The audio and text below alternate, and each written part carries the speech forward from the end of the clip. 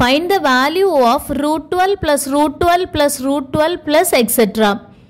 இந்த மாதிரி சம் வந்துச்சு அப்படின்னா முதல்ல நம்ம என்ன நம்பர் கொடுத்துருக்காங்களோ அந்த நம்பருடைய ஃபேக்டர்ஸ் கண்டுபிடிக்கணும். நம்ம கண்டுபிடிக்கக்கூடிய ஃபேக்டர்ஸ் உடைய டிஃப்ரென்ஸ் வந்து 1 இருக்கணும். இப்போ நம்ம பார்க்கலாம் 12 உடைய ஃபேக்டர்ஸ் என்னெல்லாம் ஃபர்ஸ்ட் டேபிளில் பார்க்கலாம். ஃபர்ஸ்ட் டேபிளில் என்ன வரும் 1 into 12 is equal to 12. So இந்த ரெண்டோடைய டிஃப்ரென்ஸ் வந்து 1 வரல. ஸோ நெக்ஸ்ட் டேபிளுக்கு போகலாம். 2 டேபிள்லன்னா 2 into 6 6 2s are 12. இதுவும் வந்து டிஃப்ரென்ஸ் நமக்கு 1 வரல. அப்போ நெக்ஸ்ட் டேபிள் போவோம். 3 into 4 is equal to 12. இந்த ரெண்டு ஃபேக்டர்ஸ்லையும் நமக்கு டிஃப்ரென்ஸ் என்ன கிடைக்குது 1 கிடைக்குது. ஸோ நம்ம என்ன செய்யலாம், இந்த 12 உடைய ஃபேக்டர்ஸை வந்து 3 and 4ன்னு எடுத்துக்கிடலாம். ஸோ நமக்கு தேவையான ஃபேக்டர்ஸ் 3 and 4 with difference 1.